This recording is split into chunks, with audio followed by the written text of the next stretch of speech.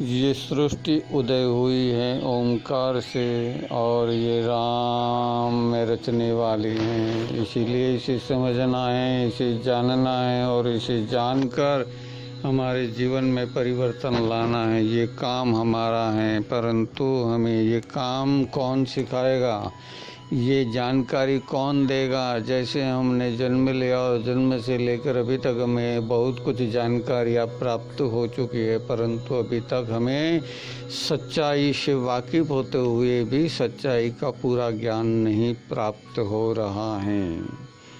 ये समझने के लिए, जानने के लिए हमें ध्यान में जाना होगा। ध्यान में जाएंगे तो हमें प्राप्त होगा, परंतु ध्यान कैसे करना है, ध्यान क्या करना है, ध्यान किसका करना है, ध्यान कैसे होगा और ध्यान की अनुभूतियाँ क्या होगी, वो जानना हमें अपने लिए है।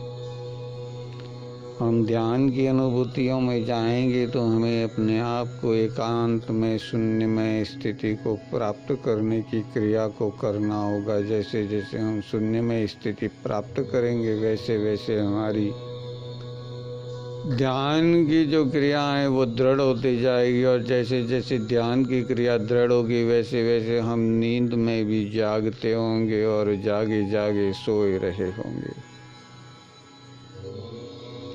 ध्यान वो स्थिति है जो मन, मस्तिष्क और आत्मा तीनों से एकाकार करवाती हैं, तीनों को एक रूप में लाकर खड़ी कर देते हैं। इसीलिए हमें इस ध्यान को जानना है। ध्यान क्या है? ध्यान एक चित्त अहंकार रहित सर्व विचारों का निरोध ही ध्यान है, यानी शून्यमय स्थिति। तो ये तो होना संभव नहीं है जागते हुए, परंतु जब हमें किसी प्रकार का मन से शौक लगता है, मन को झटका लगता है, तब हम शून्य में चले जाते हैं, हम सूक्ष्म में चले जाते हैं और हम उस वक्त ध्यान की वो मुद्रावस्था में होते हैं जिसे समाधि कहते हैं।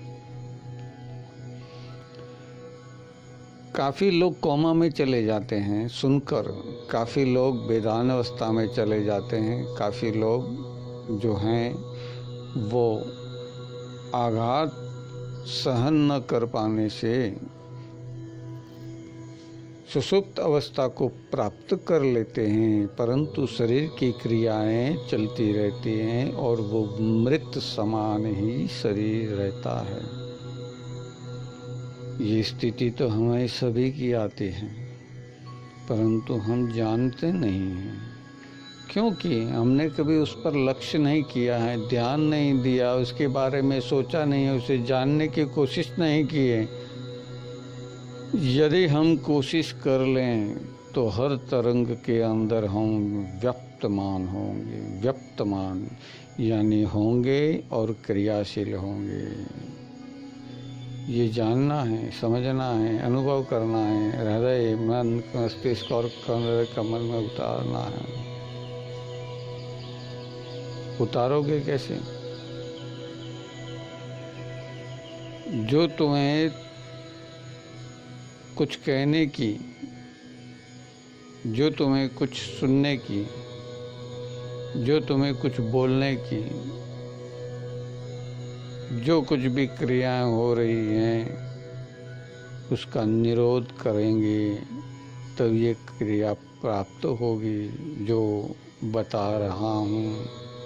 परंतु ये क्रियाएं क्रियाशील होते हुए, जागते हुए करना सिखाए, यही श्री सद्गुरु शिवात्मा रामदास की शरण में आकर क्रियाशील होता रहता हूँ और जगत को उस तरंगों में व्याप्त करता रहता हूँ।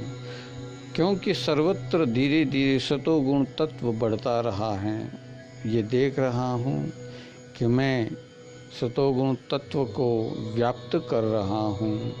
ये मेरा शिवात्मा रामदास उद्गम स्थान है, वो शून्य स्थान है, उससे व्याप्त होते होते ये सृष्टि के अंदर सर्वत्र शून्य को प्राप्त करवाएगा और सभी को सतोगुण युक्त करेगा। रजोगुण और तमोगुण, रजोगुण से उत्पन्न हुआ तमोगुण और तमोगुण से उत्पन्न हुआ रजोगुण, रजोगुण से फिर उत्पन्न होगा तमोगुण और इसी तमोगुण से हम रजोगुण का नाश करके रसोगुण का नाश करने के बाद तमोगुण का भी नाश करेंगे। परंतु रजोगुण से तमोगुण उत्पन्न हुआ और तमोगुण को रजोगुण नाश करता है, रजोगुण से तमोगुण नाश होता है। एक दूसरे को नाश करके तीसरा जो रहता है वो सतोगुण यानी निर्विघ्न, दोनों तराजू के दोनों पलड़ों में दोनों तराजू किसका?